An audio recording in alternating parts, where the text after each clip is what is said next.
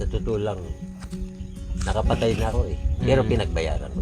Na nakaserve ka ng ano. Kasi yung kasalanan natin na nagawa dito sa mundo, maaring meron yung mga kaparusahan dito sa mundo, ay pagkakulong o pagbayad dito sa mundo. Ngunit hindi lang yun eh, meron pang eternal o parang walang hanggan na kaparusahan para sa atin. Ngunit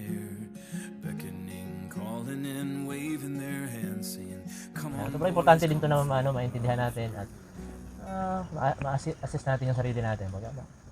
Pag-isipan din natin, no? Oo.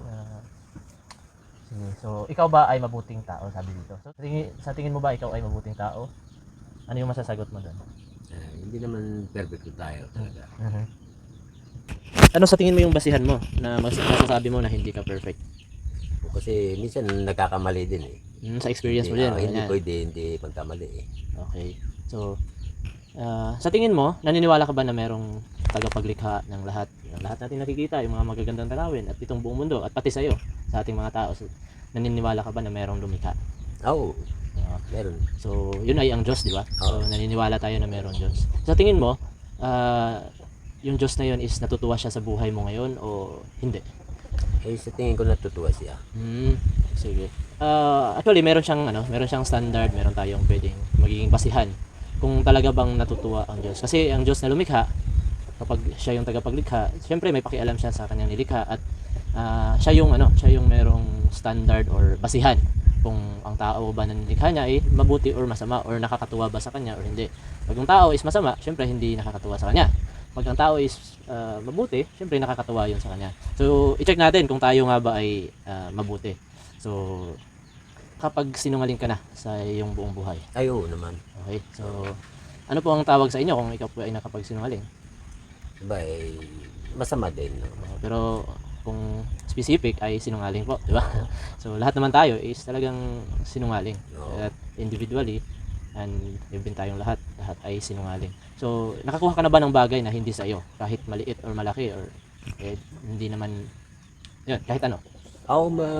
Marami na nung araw siguro. Sa kabataan or even sa ano no? Marami. Sa pagiging.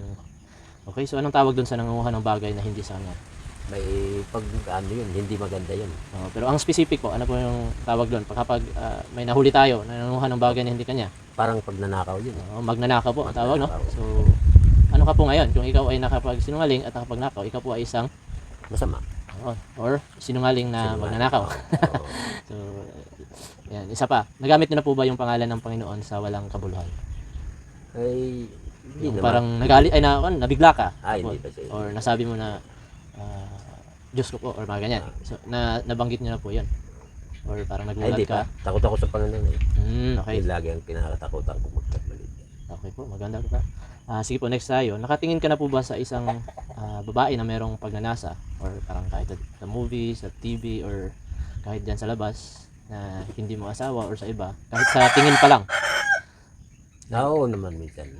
So siguro no, kahit sino naman, kahit basta lalaki or Oo. even babae nga meron nga din pagnanasa sa lalaki din. So ang sabi po kasi ni Jesus na kapag ikaw ay tumingin sa isang babae na merong pagnanasa sa iyong isip, ikaw ay nangangalunya na sa iyong puso lamang, no? Pero as if nangangalunya ka na rin sa mata ng Diyos. Ganun po kataas yung standard niya para sa kabutihan or kasamaan.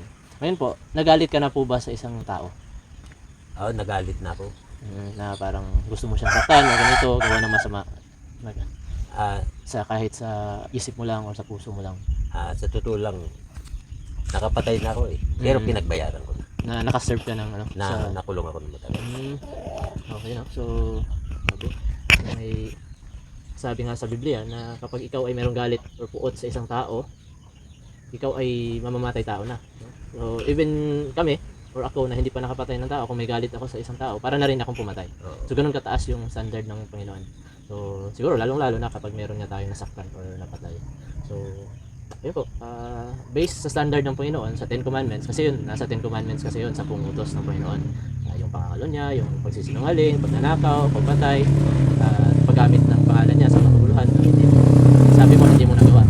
So, pero, sabi sa Biblia, kapag may kahit isa lang yung nasuway natin dun sa kanyang utos, tayo na ay para rin tayong sumuway sa lahat ng utos niya. So, sa tingin nyo ngayon, nung inamin mo sa akin, ikaw ay sinungaling at nagnanakaw, nakapagnakaw, mga ngalunya sa iyong puso, sa tingin mo natutuwa pa rin ang Diyos sa iyo ngayon? Ayun ang hindi ko na matiyak. So, iba no kapag merong standard na babasihan. Kasi ikaw, I believe na kung ikukumpara mo sa ibang tao, lalo-lalo na pag nasa preso ka, ikukumpara mo yung sarili mo sa iba, siguro mas mabait ka pa dun sa iba.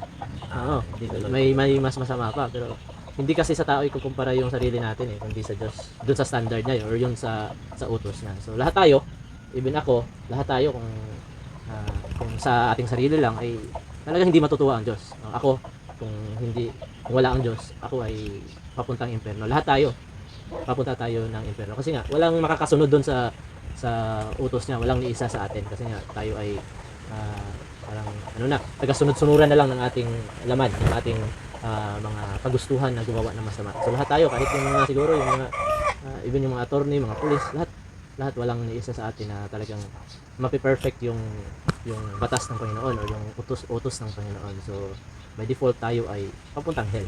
Pero alam niyo po ba kung ano yung ginawa ng Panginoon para ang isang makasalanan na kagaya mo at kagaya ko ay hindi na kailangan pumunta ng hell or impyerno. Hindi na kailangang pagdusahan pa yung kasalanan natin. Alam niyo po ba yung ginawa niya? Ay, alam.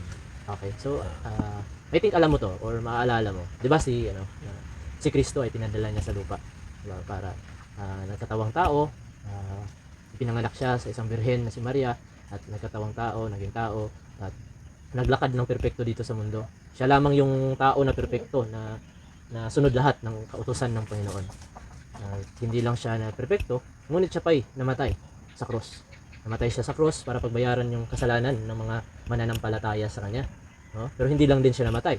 Siya ay muling nabuhay. No? At ngayon ay nasa sa kanang kamay ng Ama at namumuno sa langit.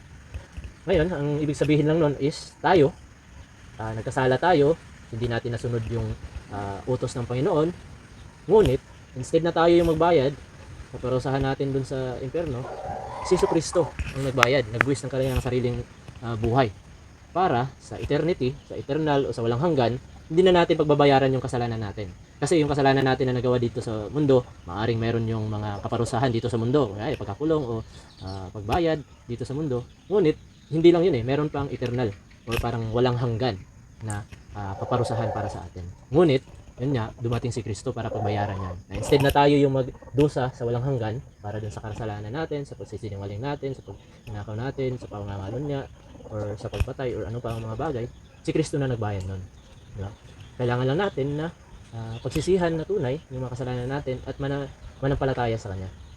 Kasi di natin alam kung kailan yung buhay natin sa mundong ito, di ba? Kailan kukunin. Pero mas maganda, prayer ko sa inyo na ngayon pa lang is meron ka ng assurance kung saan ka pupunta. O meron ka ng pag-asa or alam mo na kung saan ka pupunta kapag ikaw ay kukunin ng Diyos. Sa tingin mo po, kuya, kailan mo gagawin yun na mananampalataya sa Kanya, magsisi sa iyong kasalanan at manalig kay Kristo para sa iyong kaligtasan? Para na paniwalaan yung ginawa niya sa krus na binayaran niya pala yung mga kasalanan ko dito sa mundo, na instead na ako yung magdusa, meron pa lang isang tao na isang Diyos na nabuhay bilang tao para magbayad sa kasalanan ko, na instead ako yung parusahan, siya yung pinarusahan. So sa tingin mo kailan mo pa paniwalaan yan? Eh, baka, ano yan eh, mahirap din. Pero ako naman eh, laging mabuti ang ginagawa sa ngayon. Pero yun nga, hindi kasi sa kabutihan natin yung kaligtasan. Sabi ni Kristo kasi na ang kaligtasan para sa isang tao imposible. No, di natin kaya paghirapan eh. Yung hindi natin kayang pagtrabahuan yung kaligtasan. Pero si Kristo, sabi ang pangalan niya ni Kristo, siya ay tagapagligtas. Ibig sabihin, siya yung magliligtas, hindi tayo, hindi yung mga mabuti nating gawa. So I hope panalangin ko sa iyo po na ngayon, pag-isipan mo yung napag-usapan natin sa gabi o kailanman. Tingnan mo, examine mo yung sarili mo at kausapin mo ang Panginoon. Pwede ba kitang ipag-pray, kuya? Sige. Panginoon, maraming salamat po sa pagkakataon na to kung nakausap ko sa kuya dyan. Panginoon, ikaw po nakakaalam ng buong buhay niya, sa lahat ng iniisip niya, sa lahat ng ginagawa niya sa araw-araw. Dalangin ko po na siya ay magkaroon ng bagong buhay na nanggaling sa iyo. Bigyan niyo po siya ng panibagong puso, ng puso na talagang mananampalataya sa iyo, magsisi sa kanyang kasalanan, at mananalig sa ginawa mo sa cross para sa kaligtasan mo. Yan po ang dalangin ko na himukin niyo po yung puso niya, i-touch niyo po yung heart niya, tumalikod sa kasalanan at manalig, mag-trust sa'yo bilang kanyang tagapagligtas at Panginoon. At naway Panginoon, gawin niya ito sa mas madaling panahon na siya ay lalapit sa iyo. Maraming salamat po sa pangalan ni Jesus. Amen. Don't give any heed to cowardly tongues.